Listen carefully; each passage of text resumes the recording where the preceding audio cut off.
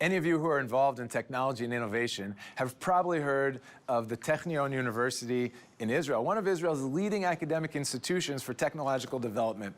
We have the honor of hearing next from Leinar, who's the head of the Department of International Affairs at the Technion, and he's going to give a broad overview of exciting Israeli technologies that are being developed or adapted to fight COVID-19 and the challenges faced by Corona.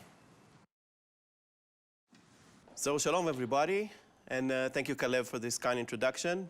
I'm very happy to be here today. I'm grateful for Arise for giving us the opportunity to present here today. And in the next 15 minutes or so, I'm going to try and give you a little bit of a glimpse into what it's like to be in a university under COVID-19.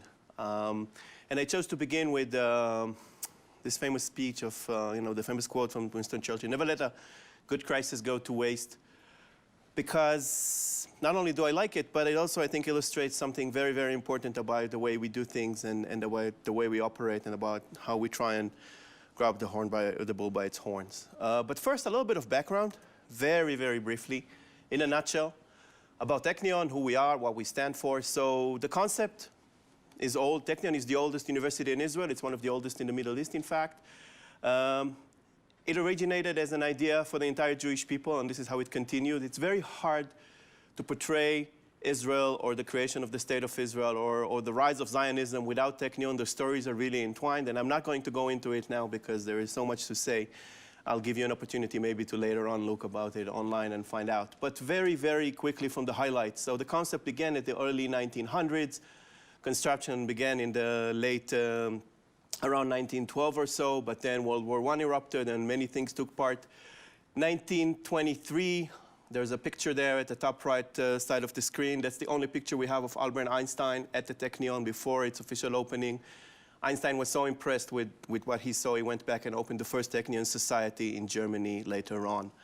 And then the creation of the State of Israel, of course, and the expansion of Technion gradually and very quickly, with some keynote, major faculties, electrical engineering, computer science, which are important because this is where most of the people you identify with the beginning of the startup nation, the phenomena known as startup nation, came from and started from.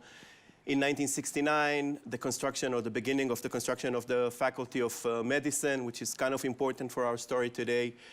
Then we had more and more achievements and things that were going on along the line of time. I'm not going to mention much of it. Nanotechnology is here on the screen. Later on, you'll see why. And of course, at the year 2004, the first Nobel Prizes awarded to Israeli scientists at the Technion, Professor Chachanover and Professor Hershko, and later in 2011, Professor Shechtman, again in chemistry, 3 Nobel Prizes in 7 years, something unprecedented. And this led to where Technion is today. I'm going to show you a little clip about where we are at right now, and then later on, we'll move forward to COVID-19.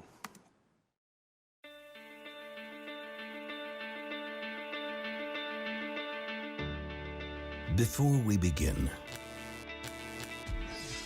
behind the ideas and hurdles, the trial and error, the striving and the greatness, through ups and downs, there is a vision that never changes, the vision to do good. This is Technion.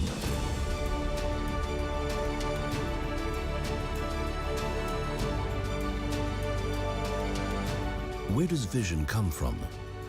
From people like you, enlightened minds, who fill the future with care, guardians of all we share. Doing good by protecting this precious planet, harnessing energy resources to empower tomorrow, and learning from the scientific genius of nature.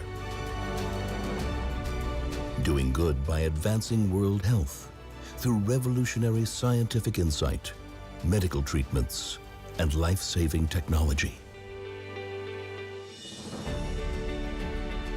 Doing good by opening all channels of data,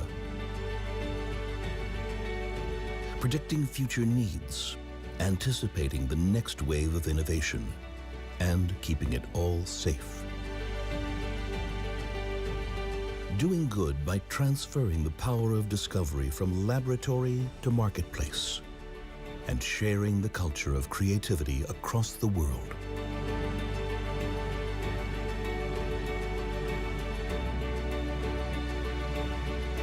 Doing good with the vision to create something from nothing. Releasing the power of inspiration so that everything becomes possible.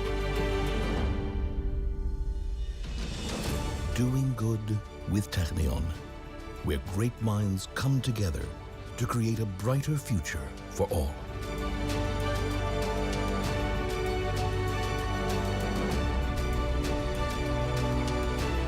Technion, from visionary education to a world of impact. But the things perhaps many of you have heard of Technion for, or is famous for, or you've read about it, is what you see on the screen now. This is what we like to call the Nano Bible. And this is that moment in time when Startup Nation hit the crossroads with the Holy Land.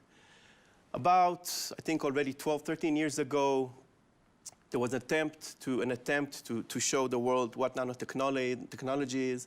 Professor Uri Sivan, who is currently the president of Technion, at the time was still at the Nanotechnology Institute, the Russell Berry Nanotechnology Institute at the Technion, created, together with, of course, others, they have created a Bible which is 1 square millimeter, and in it inscribed is the entire Old Testament in Hebrew, 1.2 million characters. And this perhaps is something that tells you a little bit about what we are and how different we are, because for a university to pick up a biblical text as a tool to demonstrate to the world capabilities and scientific abilities, I think is kind of unique. And I really marvel about it. And it's wonderful because it's one of those things where we were able to really take something which some of us called or would like to refer to as the DNA of our civilization and put it on the most cutting-edge technology. This combination is unique, and it was a demonstration tool, but if you'd like, you could go and see it in some of the museums. It's presented around the world. And jumping straight to COVID-19, so the new norm, is it really the new norm? Because for Israelis, the unexpected or expecting the unexpected is sometimes the norm. This is the sign that we've had on our campus gate for the past few months until we returned from the first lockdown. It says, keep calm, stay home, we're working on it. It's a little publicity stunt, but it's actually, I think, more than that. I think it's a state of mind. It's really an illustration of what we stand for and what we believe in and the way we do things. Because our university is famous for its ability to transform technology from basic research into I would say, practical, adaptive tools which eventually reach the market and everybody's home and life. And we are in the position where we can affect the lives of millions around us through technology. And let me take you for a little peek inside and tell you what did it look like. So very quickly, within weeks after the crisis erupted, we had over 50 labs working on COVID-19 related research. Early detection, protection, medical issues, etc. And I have a little presentation here which I'd like to show you, a little video which will take you through some of those very interesting and major things or research that was conducted and is still conducted at the Technion right now. And let me just roll it and show you what we were able to do in a few months, and later on we'll discuss some of those notable examples.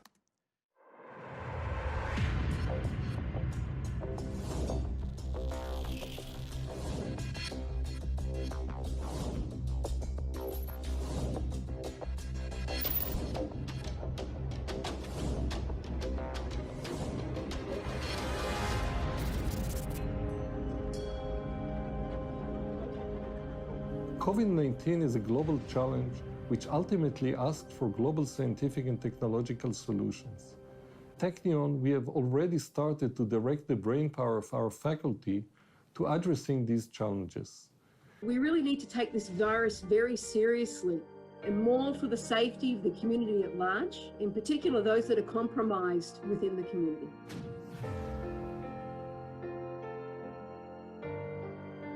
What we did and this is as a joint team of Rambam Medical Center and the Technion, is to show that we can use a current detection method for coronavirus and even the current equipment, yet with much increased screening capacity.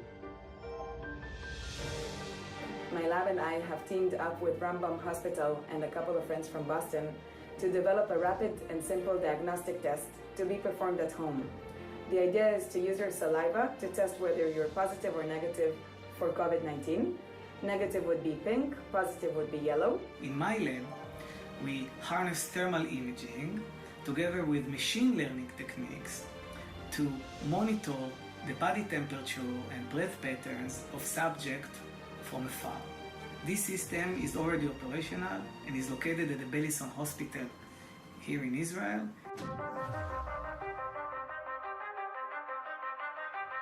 We invented a technology, a feed, that boosts the immune system of animals and protects them against viral diseases. We understand how the virus works. We understand where we can actually attack the virus to stop its progression inside the body.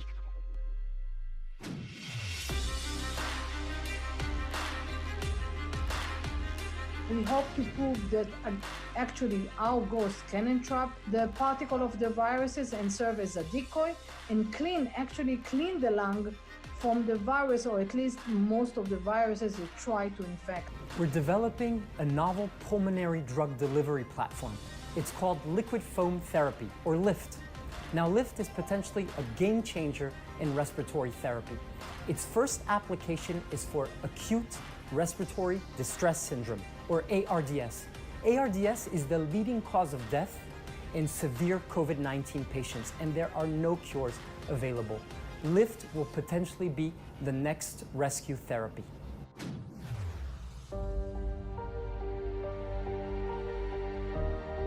The concept behind this regenerative mask is actually to put the oven inside the face mask and actually hook it to a phone charger, which we have, all of us.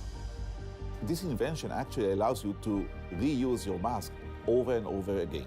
Maya sticker was developed at the Faculty of Mechanical Engineering. We are upgrading the surgical mask with the Maya sticker, which is attached to the outer surface of the surgical mask.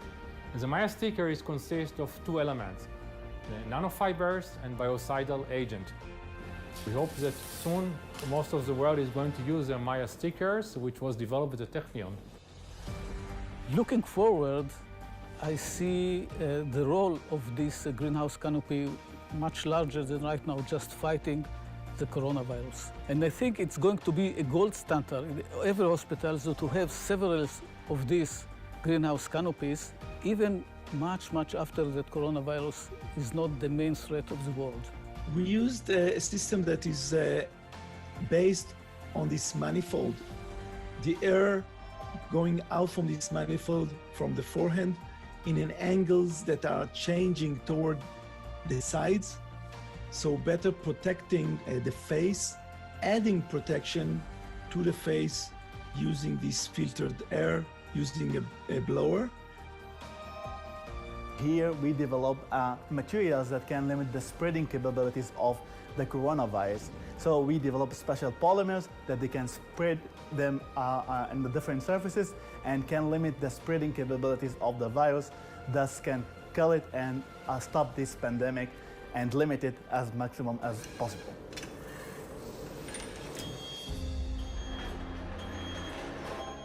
So what is the product that we developed? First of all, the robot can deliver food and medical cargo up to 30 kilograms.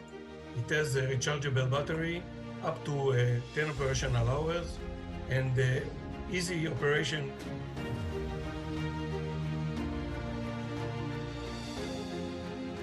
We've developed a simulator that allows policymakers as well as the general public to assess and compare different intervention steps taken to address COVID-19. For example, assess the impact of closure of schools and so on. In this research, we harness our previous work on sewer systems. And what we are developing is a smart surveillance and early warning system for corona epidemic spreading. Looking up the sewer system, we can track hotspots of corona morbidity, we can give decision makers the much needed information where to invest the efforts, either to quarantine or to treat the population.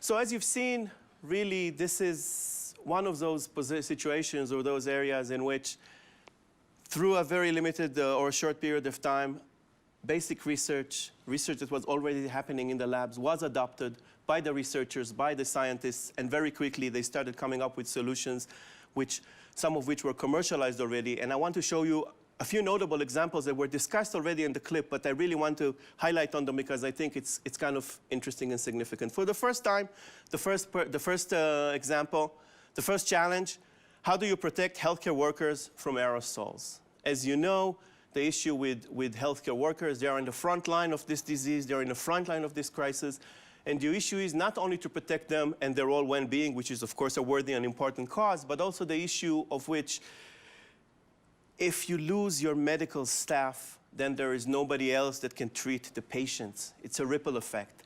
It's more than just the person itself. It's the people he is not able to treat later on, and us being unable to give medical attention to people who desperately need it. On the first wave in Italy, unfortunately, we saw this where the medical staff virtually collapsed eventually, and the hospitals were unable to answer to the call.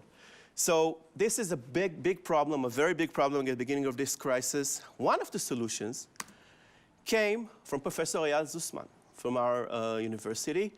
He came up with the Maya mask. You saw a little bit illustration of it earlier, and I'll show it to you here. Maya is an antiviral protective sticker. The person here in the picture, by the way, is Maya. That's Professor Zussman's daughter, and it's named after her. And here's a very short clip about what does the mask do. We have developed a unique protective sticker that attaches to the outer part of a surgical mask. The sticker, named Maya, contains a nanofibers-based filter and a biocide component. When the droplets land on the sticker, the droplets activate the biocide component, which inhibits the viruses. Then, the viruses are rendered ineffective and cannot infect the medical staff. Those of you with a sharper eye may have noticed that we're not the only ones in this. There are other partners there. Some of them are government agencies, some of them are hospitals. We work hand in hand with everybody which is capable of, or we think, or is capable to cooperate with us, or is willing to cooperate with us, and there are many examples of this. Maya is one of those things that are already out there. It's been already commercialized. There's a company, and medical staff all over the world have started using it, and it can be, at the beginning it was distributed very widely. Now it's already commercialized through our commercialization tech transfer unit, etc. Another interesting issue is the challenge of inhalator distribution, and the issue which many people I'm sure are aware of, where when you distribute something through an inhaler, it's not distributed evenly and it doesn't always reach every part of the lung. It's a common problem. It's not COVID-19 related. But here again, we were in a situation in which we were able to have research which was already happening at the faculty, at the university, at the Faculty of Biomedical Engineering by Professor Josue Schnitzman, who came up with LIFT. You saw, again, a very brief example of it in the clip. Maybe you didn't notice it. Here is Professor Schnitzman. We're developing a novel pulmonary drug delivery platform. It's called liquid foam therapy, or LIFT. Now, LIFT is potentially a game changer in respiratory therapy. Its first application is for acute respiratory distress syndrome, or ARDS. ARDS is the leading cause of death in severe COVID-19 patients, and there are no cures available. LIFT will potentially be the next rescue therapy. In his own words, indeed, liquid foam therapy, LIFT, one of the easiest, or not easiest, but one of the more handy solutions to one of the most common problems with COVID-19. Here on the left, you can see some photos of lungs taken out of, extracted out of an experiment. And you can see that some of them are dyed, some of them are, the areas are not dyed. The green is the dye. And you can see that at the bottom picture, when the lift technology is used, the dye actually reaches almost every area in the lung. So this is very, very relevant for acute COVID-19 patients and is already out there also being commercialized as we speak. The last example I wanted to touch upon doesn't necessarily touch on commercialization per se, but I think it's important and relevant for us to understand. My next guest to you is Cobot. Corobot is the brainchild of people or children who are, or I should say students, who are members of FIRST. FIRST, Inspiration Inspiration and Recognition of Science and Technology, is a world endeavor by, it happens all over the world. It's been in many, many places, in many countries. In Israel, Technion is the one which is taking over. The idea is STEM education. This is, a robotic competition worldwide. Dean Kamen, the founder, came up with this wonderful idea in order to attract people to STEM and to technology and to attract students into studying STEM education, into taking STEM education. This is a perfect example of hands-on STEM education.